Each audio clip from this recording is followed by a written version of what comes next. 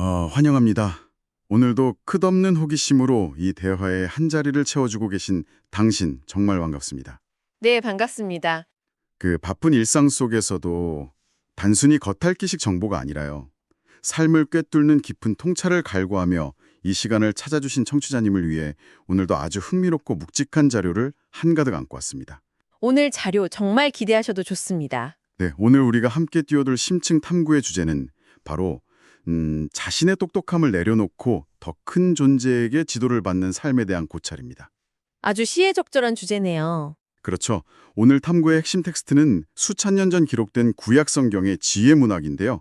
그중에서도 잠언 3장 1절에서 8절까지의 내용입니다. 네, 맞습니다. 우리의 미션은 아주 명확합니다. 이 자료를 단순히 고대의 종교적 문헌이나 도덕 교과서로 읽고 넘기는 게 절대 아니거든요. 절대 아니죠.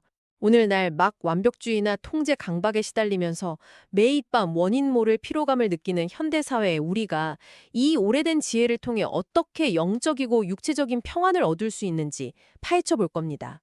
그리고 인생의 결정적인 순간에 어떻게 더 지혜로운 선택을 할 수 있을지 그 핵심적인 인사이트를 함께 찾아보는 거죠. 맞습니다. 그래서 오늘 이 여정을 도와주실 전문가님 모셨습니다. 네, 오늘 다룰 이 텍스트들을 여러 번 곱씹어보면서 저 역시 참 많은 생각을 하게 되었습니다. 파고들수록 놀라운 깊이와 현대적인 타당성을 보여주는 자료거든요. 약간 읽으면서 되게 찔리는 부분도 많더라고요. 네, 저도 그랬습니다. 여기서 제시하는 지혜는 우리가 흔히 생각하듯 산을 보며 마음을 비우라는 식의 단순한 개인적 수양 차원에 머물지 않습니다. 아, 개인적인 차원이 아니다? 네. 이 자료들의 배경을 전체적으로 짚어보자면요. 참된 지혜란 나 개인의 마음 챙김에서 끝나는 것이 아니라 궁극적으로 타인을 향한 진실한 사랑과 선행으로 폭발하듯 이어지는 생명의 길이라는 겁니다. 생명의 길이로 뭔가 훨씬 더 거대하고 역동적인 그림이네요. 그렇습니다.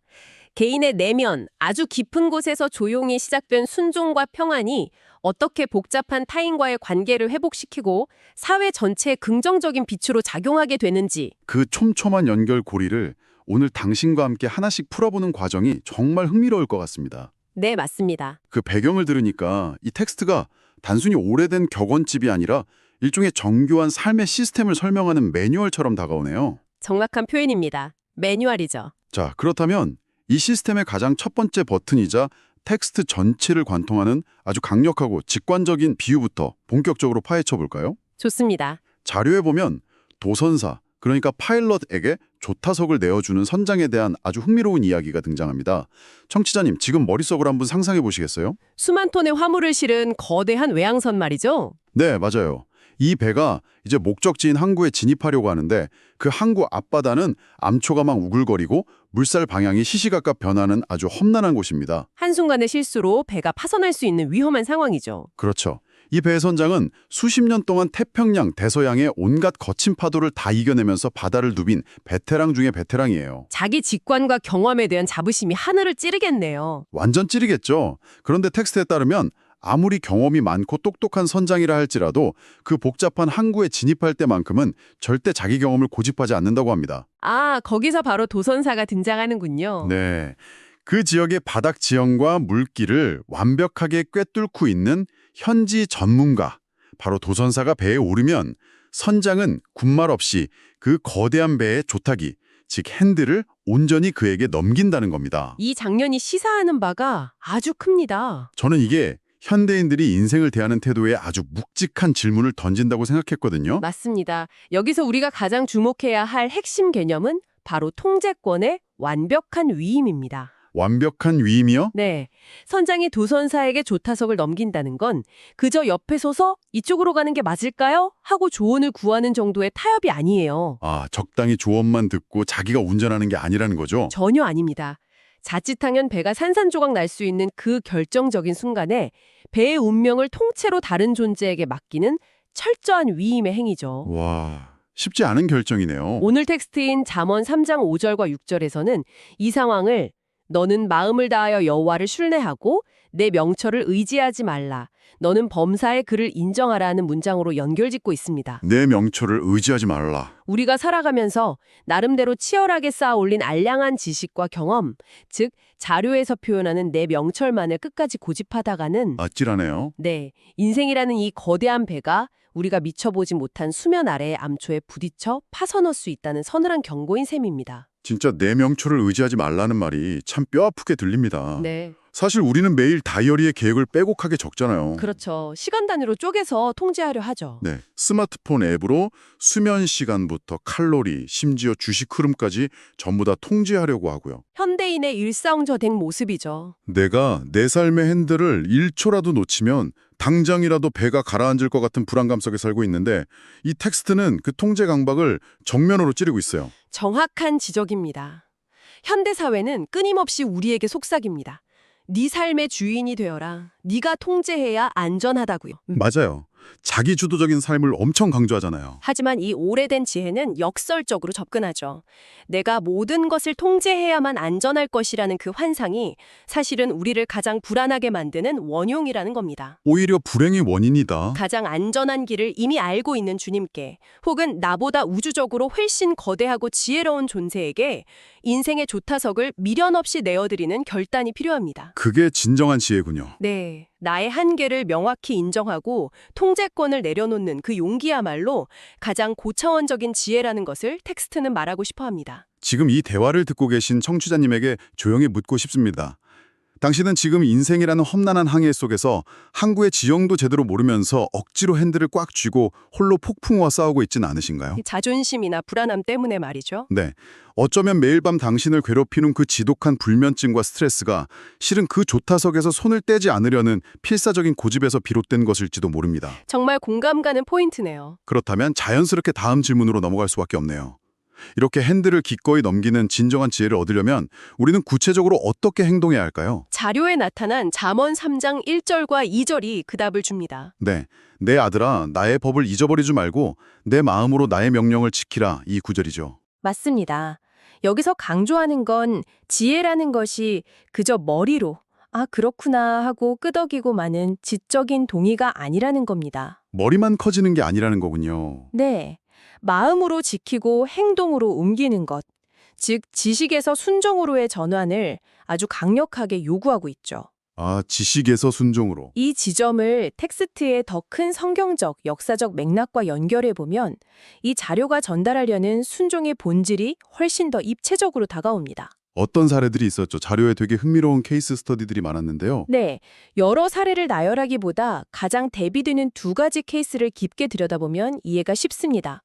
첫 번째는 사무엘상에 등장하는 사울 왕의 케이스입니다. 사울 왕 이야기. 그는 거대한 전쟁의 위기 앞에서 백성들이 흩어지려 하자 그들의 이탈을 막고 왕으로서의 권위를 세우기 위해 스스로 제사, 즉 종교적 의식을 지내버립니다. 위급한 상황이니까 뭔가 빨리 조치를 취한 거네요. 겉보기에는 아주 거룩한 종교적 행위를 한 것 같죠.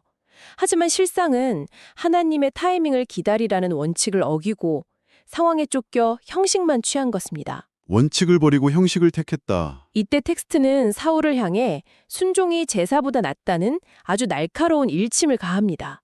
제사라는 형식적인 의식보다 내면의 진실한 순종이 먼저라는 거죠. 와, 그 부분을 읽으면서 저도 모르게 무릎을 쳤습니다. 현대 우리의 삶과 너무나 닮아 있거든요. 어떤 부분에서 그렇게 느끼셨나요? 우리도 막 위기 상황이 오면 본질적인 원칙을 돌아보기보다는 당장 남들에게 보여주기 좋은 형식에 집착하곤 하잖아요. 눈에 보이는 성과나 포장 말이죠. 네, 완벽한 프레젠테이션 자료를 만들고 그럴듯한 회의를 연달아 소집하고 화려할 스펙으로 나를 포장해서 내면의 불안을 덮으려 하죠.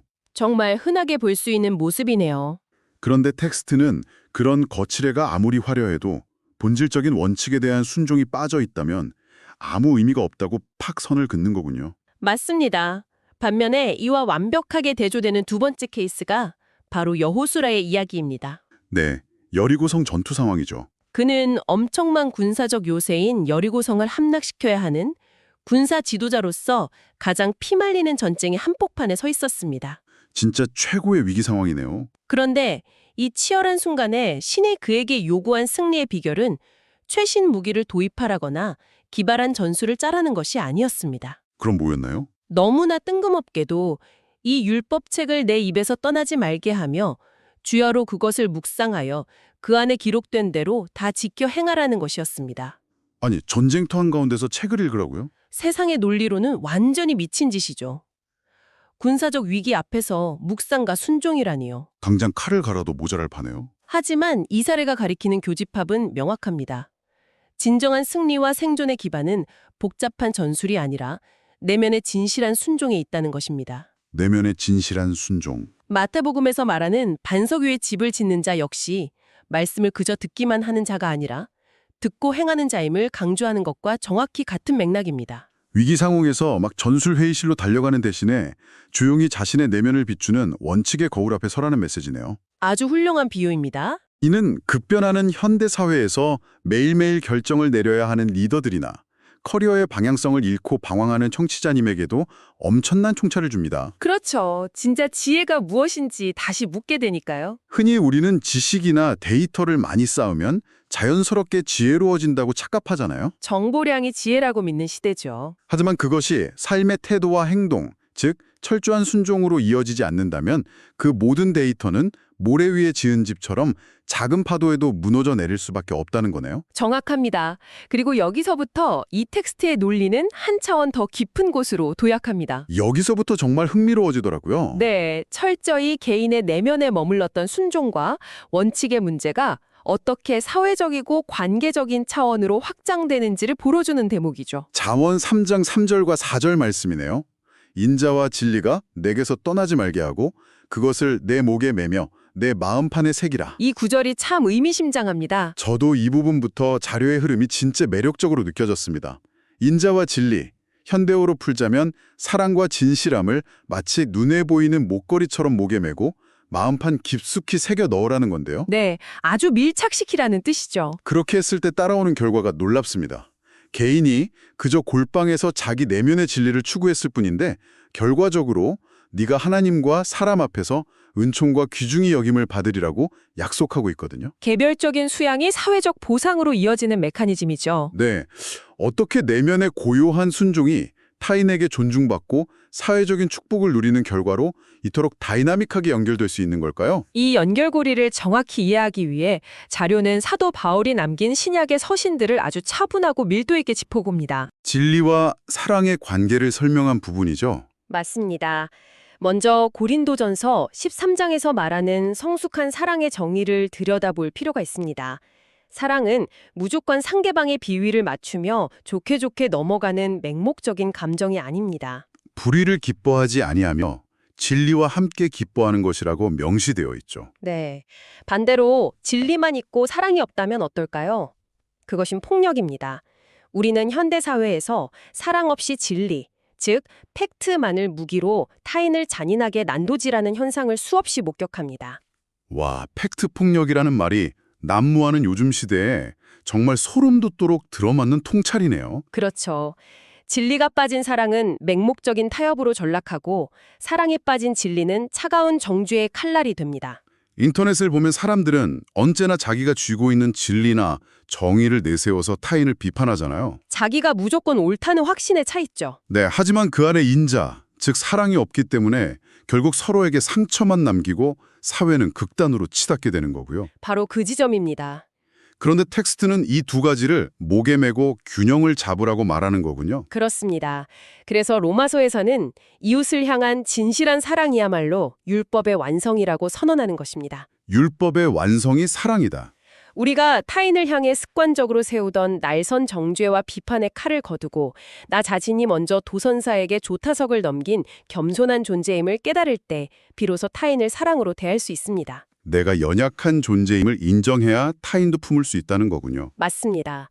율법의 마침표인 사랑으로 사람들을 대하기 시작할 때 그것이 마태복음 5장이 말하는 세상의 빛, 즉 착한 행실로 밖으로 배어나오게 된다는 아주 정교한 논리 구조를 보여주고 있습니다. 진짜 멋진 논리네요. 억지로 남들에게 잘 보이려고 꾸며낸 친절이 아니라 내면의 철저한 순종과 통제권의 위임이 흘러넘쳐서 자연스럽게 사회적 선한 영향력으로 폭발해 나가는 메커니즘인 거죠. 사랑과 진리의 균형, 정말이지 아름다우면서도 달성하기 까다로운 과제 같습니다. 평생의 훈련이 필요한 영역이죠. 청취자님, 에베소서에 등장하는 유명한 비유인 진리의 허리띠를 이 맥락에서 한번 떠올려 보시겠어요? 아주 적절한 적용입니다. 오늘날처럼 정보가 홍수처럼 범람하고 얄팍한 가짜뉴스가 사람들의 감정을 자극하는 혼란스러운 사회에서 우리는 하루에도 몇 번씩 분노와 우울이라는 감정의 롤러코스터에 휘둘립니다. 어제는 이 사람을 칭찬했다가 오늘은 저 사람을 마녀 사냥하기도 하죠. 네,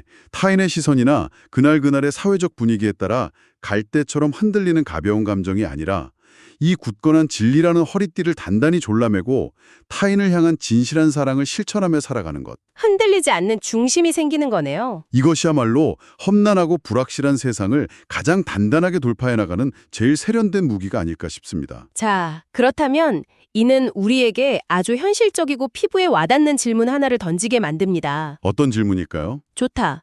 통제권을 내려놓고 원칙에 순종하며 사랑과 진리로 타인을 대하는 것이 훌륭하다는 건 알겠다. 그런데 이렇게 살면 궁극적으로 나의 팍팍한 현실에 어떤 이득이 있는가? 아, 실용적인 차원의 질문이군요. 되게 중요하죠. 자료는 이에 대한 답을 잠언 3장 7절과 8절을 통해 제시합니다. 스스로 지혜롭게 여기지 말지어다. 여호와를 경외하며 악을 떠날지어다. 네. 이것이 내 몸의 양약이 되어 내 골수를 윤택하게 하리라. 아, 이 부분. 제가 이 자료를 파고들면서 가장 크게 유레카를 외쳤던 발견이 바로 이 대목입니다. 그러셨군요. 어떤 점이 그렇게 놀라웠나요?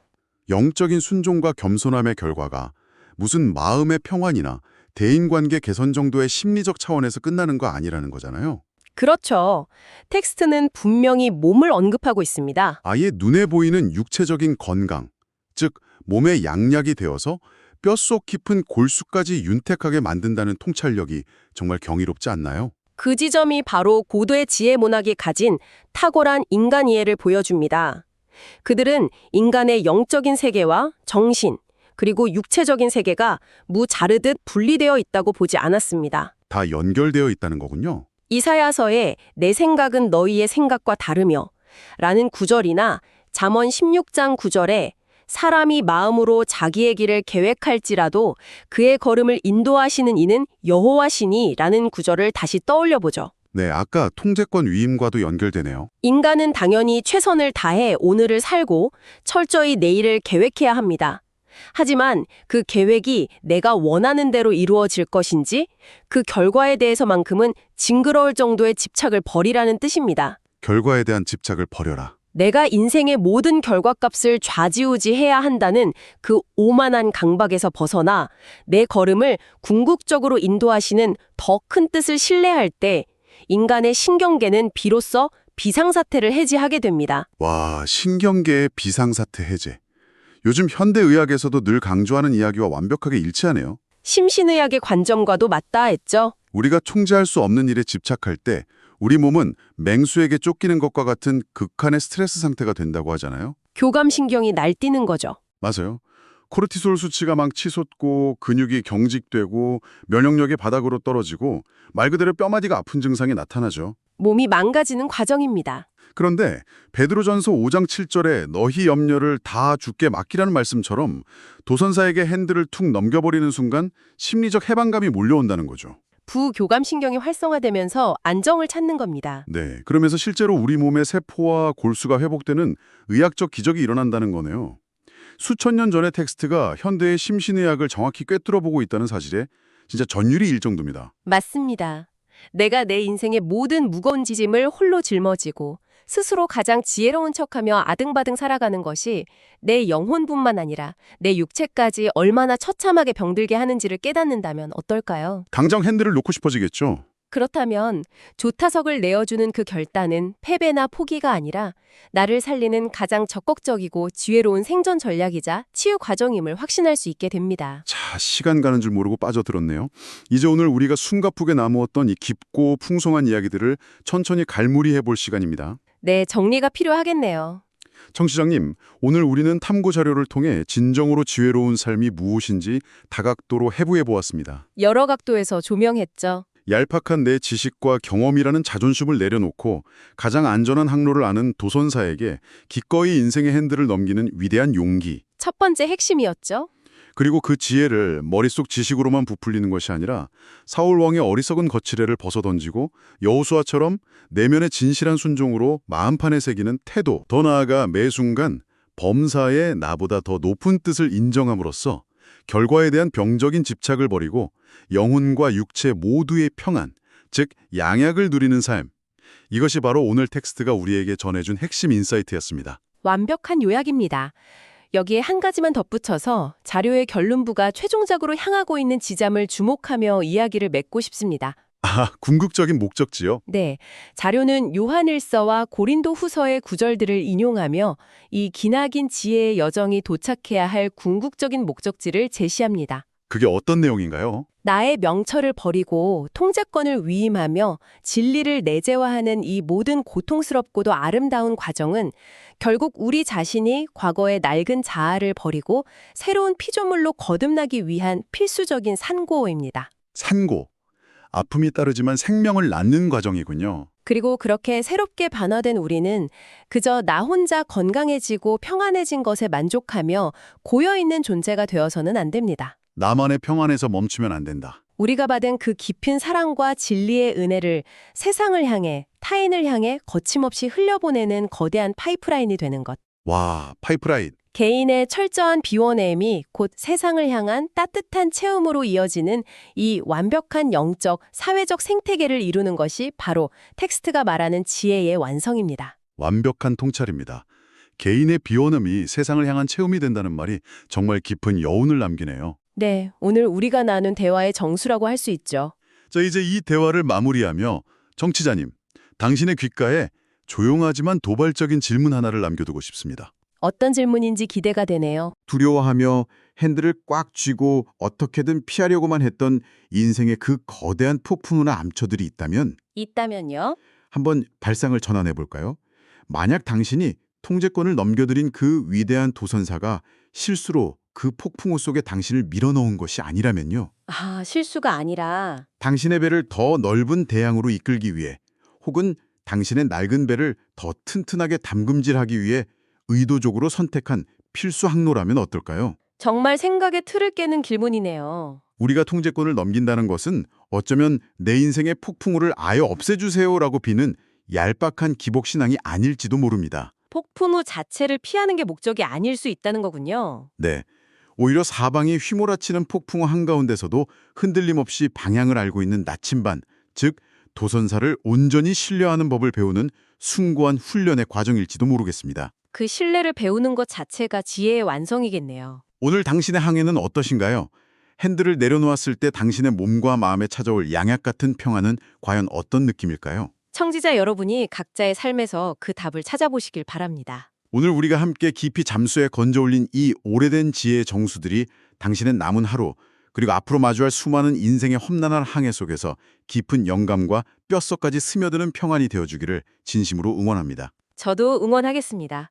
오늘 정말 뜻깊은 시간이었습니다. 저희는 다음 심층 탐구에서도 당신의 지적 호기심을 깨우고 삶의 묵은 갈증을 시원하게 해소해줄 더욱 깊고 흥미진진한 자료들을 가득 감고 돌아오겠습니다. 오늘의 심층 탐구는 여기까지입니다. 끝까지 귀 기울여 이 여정을 함께해 주신 당신 고맙습니다.